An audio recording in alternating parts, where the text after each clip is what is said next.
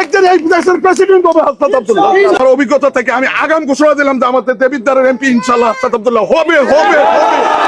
আমি হাসনাত আব্দুল্লাহর জন্য দোয়া করি, সত্যিকারী অর্থে আমার মন থেকে দোয়া করি।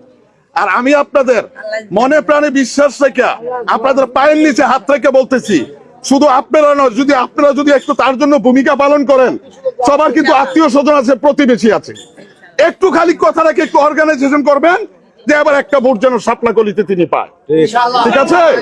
আর আরেকটা কথা আমার চাচুকে বলি, আমার চাচু যেন আমাদের মাঝে যেভাবে এখন নির্বাচনে একটা ওয়ার্ক করতেছে, আমার চাচু যেন নির্বাচিত হয়েও যেন আমাদের মাঝে এসে একবার আমাদের খোঁজখবর নেয়, ঠিক আছে?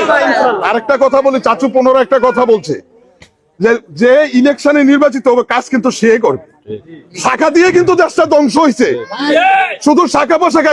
আমি তাকে নেতৃত্ব দেবো, আমি যদি চোর হই তাহলে সে আমাকে কিভাবে ব্যবহার করবে?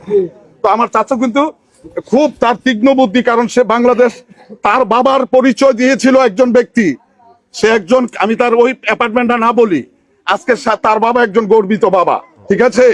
আচ্ছা, এখান থেকে সে ঢাকা ইউনিভার্সিটিতে ইংলিশে, সে কিন্তু দেবিদ্যা পাইলট স্কুল থেকে এসএসসি, পারুরা স্কুল থেকে ইন্টারমিডিয়েট, এবং তার সাবজেক্ট ছিল বিজ্ঞান, তারপরে হচ্ছে ইংলিশে অনার্স করছে, মাস্টার্স করছে ঢাকা ইউনিভার্সিটি থেকে।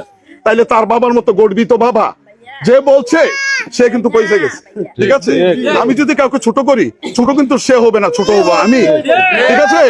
তো আমি বিনীতভাবে অনুরোধ করি আমার চাচাকে, আল্লাহ উত্তরে উত্তরে কোন এক সাদ্দাম এবং গাদ্দাফির কথা শুনছেন?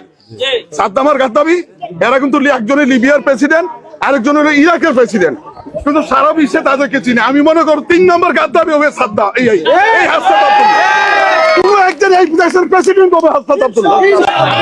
আমি চলে যাবো, কিন্তু আপনারা এই কথা মনে রাখবেন।